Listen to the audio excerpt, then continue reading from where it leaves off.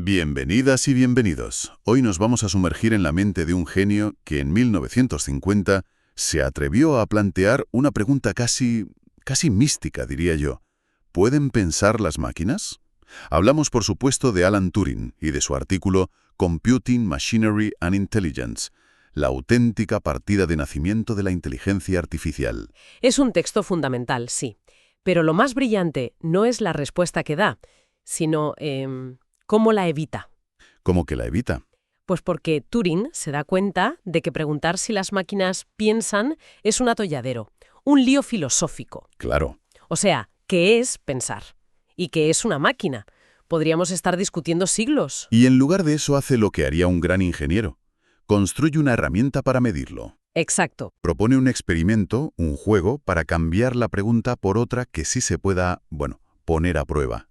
Y esa herramienta, ese juego de imitación, es lo que hoy todos conocemos como el test de Turing. Eso es. Vamos a desmontar esa herramienta, a ver cómo funciona y por qué, más de 70 años después, sigue siendo el centro de todo el debate. Y no solo eso, vamos a ver las objeciones que él mismo, con una honestidad intelectual brutal, se planteó y respondió. Se adelantó a sus críticos de una forma asombrosa. De acuerdo, pues vamos al lío.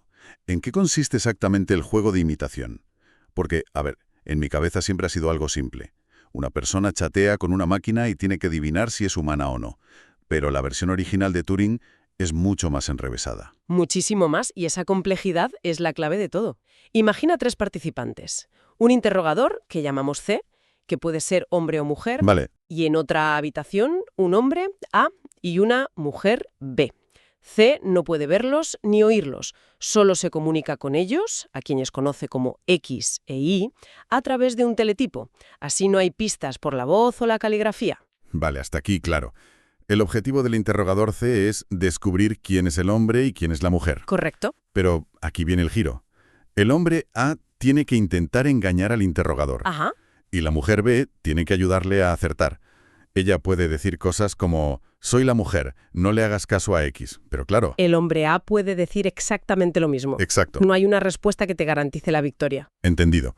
Pero, un momento. ¿Por qué esa configuración? ¿Por qué empezar con un hombre y una mujer? ¿No sería más sencillo ir directamente al grano y poner a un humano contra una máquina? Ahí está la genialidad del asunto. Es que al empezar con un hombre y una mujer, Turing elimina de entrada el sesgo de lo humano contra lo no humano. Establece como una base de referencia. Justo. La pregunta no es si podemos diferenciar a un humano de una máquina. La pregunta ¿es más difícil diferenciar a un humano de una máquina que a un hombre de una mujer basándose solo en el lenguaje? Es un listón mucho más sutil. Ostras, claro. No se trata de detectar a la máquina, se trata de comparar dos tipos de juegos de imitación. Y entonces, ¿dónde entra la IA? Pues una vez establecido el juego base, Turing lanza la pregunta del millón. ¿Qué pasará cuando una máquina ocupe el lugar de A en este juego? Y ahí la pregunta cambia por completo. Totalmente.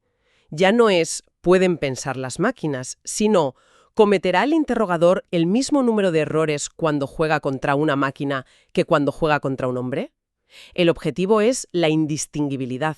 Me fascina que ya en 1950 pensara en los trucos. Pone ejemplos de cómo la máquina podría mentir para parecer más humana. Es que es buenísimo. Dice que si le pides un soneto, la máquina podría responder «No se me da muy bien la poesía, lo siento». O si le pides una operación matemática compleja. Podría esperar 30 segundos antes de dar la respuesta correcta, para no parecer sospechosamente rápida. Es genial.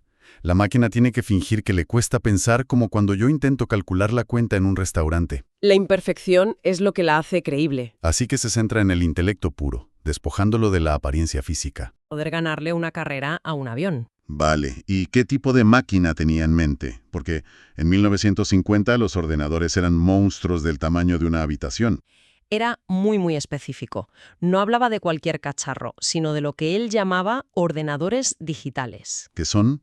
Máquinas de estados discretos. Una forma elegante de decir que funcionan con interruptores, encendido o apagado, 0 o 1. Y describe sus 3 partes: almacén, o sea, la memoria; unidad ejecutiva, el procesador; y unidad de control. Vamos, la arquitectura básica de cualquier ordenador de hoy en día. Pero lo que me parece alucinante es su concepto de máquinas universales. Es que es una idea que lo cambia todo. Turing argumenta que no necesitas construir una máquina para jugar al ajedrez otra para calcular trayectorias y otra para imitar una conversación. No. Con suficiente memoria y velocidad, un único ordenador digital bien programado puede imitar el comportamiento de cualquier otra máquina. O sea, que básicamente predijo que una sola pieza de hardware podría ser cualquier cosa si le dabas el software adecuado. Eso es, toda la industria de la computación moderna. Exactamente. Por eso la pregunta final para él no era si construir una máquina pensante, sino ¿es posible programar un ordenador digital para que juegue bien al juego de imitación? Todo se reduce al software. Y aquí es donde se pone la capa de profeta. Hace una predicción muy, muy concreta. Audacísima. Escribe que cree que en unos 50 años, o sea, para el año 2000, sería posible programar ordenadores para que jugaran tan bien que un interrogador medio, Sí, después de 5 minutos de preguntas, no tendría más de un 70% de posibilidades de acertar. es una afirmación increíblemente valiente para 1950. Me imagino el revuelo. La gente debió de pensar que estaba loco. Desde luego, y lo mejor es que él ya lo sabía. ¿Se lo esperaba? Totalmente. Dedica más de la mitad del artículo a anticipar y demoler una por una 9 posibles objeciones. Es como si jugara al ajedrez contra sus futuros críticos y les hiciera jaque mate antes de que movieran la primera pieza. Venga, vamos con ellas, porque aquí está la chicha. Empecemos por las más filosóficas. La objeción teológica. Esa es la idea de que el pensamiento es una función del alma inmortal, un don que Dios solo ha concedido a los humanos. Y la respuesta de Turing es: Elegantísima y muy provocadora. Dice que ese argumento en realidad está limitando la omnipotencia de Dios. ¿cómo? Argumenta, si Dios es todopoderoso, ¿por qué no iba a poder dotar de un alma a una máquina si quisiera? Le da la vuelta. Totalmente. Y lo compara con tener hijos. Dice que, tanto al procrear como al construir máquinas, los humanos solo somos instrumentos de su voluntad, proveyendo mansiones para las almas que Él crea. Usa la teología en su favor. Es una respuesta brillante. ¿Y qué me dices del argumento de la conciencia? Esta sí que la oímos todos los días. La máquina puede escribir un poema, pero no siente nada. Esta es una de las más potentes, sí. Turing dice que esta postura, llevada al extremo, conduce al solipsismo. La creencia de que solo tu propia mente existe. Eso es. La única forma de saber con certeza que alguien piensa o siente es ser esa persona. Y como es imposible meterse en la cabeza de otro, Pues en el día a día aceptamos una convención educada de que todo el mundo piensa. justo. Entiendo el argumento de Turing sobre el solipsismo, pero ¿no es un poco una evasiva?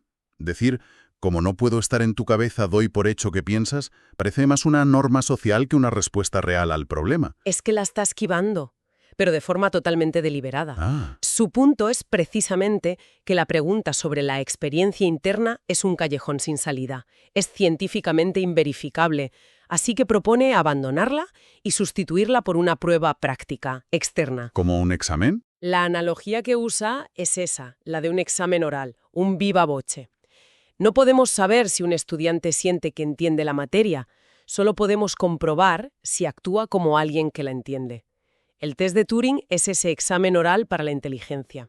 Vale, visto así, es un movimiento pragmático. Cambia las reglas del juego. Y eso nos lleva a la que, para mí, es la objeción clave, la que más resuena hoy. La objeción de Lady Lovelace. Uf, sí. La idea de que una máquina nunca puede ser original, que solo puede hacer lo que le ordenamos, que solo remezcla, no crea. Exacto. La afirmación de Ada Lovelace de que la máquina analítica no tiene ninguna pretensión de originar nada. Y la respuesta de Turing aquí es probablemente la parte más profética de todo el artículo, ¿Por qué? porque aquí introduce el concepto de máquinas que aprenden, learning machines. Espera, un momento. Entonces, la idea de enseñarle a una IA como si fuera un niño, con premios y castigos, lo que hoy llamamos machine learning, ¿no es de los últimos 20 años? Para nada. Turing ya lo estaba planteando en 1950. No solo lo estaba planteando, sino que lo describió con una claridad pasmosa. Sugiere que intentar programar una mente adulta, con todas sus reglas y complejidades, es una tarea titánica. Demasiado complicado. En su lugar, propone, ¿por qué no programamos una mente infantil y luego la sometemos a un proceso de educación? Es una locura. Utiliza una metáfora preciosa. Compara el cerebro de un niño con un cuaderno nuevo, con poco mecanismo y muchas hojas en blanco. Y hay que rellenarlas. La idea sería programar esa estructura inicial y luego educarla, mediante un sistema de premios y castigos. Si la máquina hace algo bien, un premio. Si se equivoca, un castigo. Es en esencia la semilla del aprendizaje por refuerzo que usan los modelos de lenguaje actuales. Totalmente. Entonces, según él, de ese proceso de aprendizaje surgiría la originalidad. Exacto, porque el comportamiento de la máquina ya no sería rígidamente predecible. Turing dice que muchos programas complejos ya producen resultados que nos sorprenden. Claro. Un comportamiento inteligente sería una desviación del comportamiento perfectamente disciplinado de una calculadora, pero sin caer en el caos. Sería un comportamiento emergente, aprendido. Y este proceso, además, introduciría de forma natural algo muy humano: la falibilidad, la capacidad de cometer errores. Entonces, si lo entiendo bien, ¿qué significa todo esto? Turing no nos dio un sí o un no a la pregunta de si las máquinas pueden pensar. Hizo algo mucho más importante. Nos dio un mapa, nos proporcionó un nuevo marco de trabajo, sacó la pregunta del pantano de la filosofía y la llevó al terreno de la ingeniería. De la ciencia experimental. Su artículo es una hoja de ruta completa. Define el test, describe la máquina, anticipa las críticas y, lo más importante, propone un método para construir esa inteligencia, a través del aprendizaje. Y nos deja con una última reflexión que me parece fascinante. Aborda la idea de que el comportamiento humano es demasiado sutil, demasiado informal, para ser capturado por un conjunto de reglas. Cierto, Turing admite que no vivimos siguiendo un libro de reglas de conducta para cada posible situación, pero sugiere que, como sistemas físicos que somos, sí estamos sujetos a leyes de comportamiento, que es distinto. ¿Y para demostrarlo? Para demostrar que un sistema basado en reglas puede ser, en la práctica, impredecible, cuenta una anécdota. ¿Cuál? Dice que programó un pequeño programa en uno de los primeros ordenadores, el de Manchester, y desafió a sus colegas a predecir la siguiente respuesta de la máquina basándose en todas las respuestas anteriores. ¿Y no pudieron? Nadie pudo. Era un sistema determinista, basado en reglas, pero su comportamiento era tan complejo que resultaba impredecible. Y esto nos lleva a la pregunta final, la que creo que se queda flotando para quien nos escucha. Si el comportamiento de una máquina educada como un niño llega a ser tan complejo y sutil que es indistinguible del de un ser humano, hasta el punto de que no podemos predecir con certeza sus acciones, ¿en qué momento pierde sentido la distinción entre simular el pensamiento y pensar de verdad?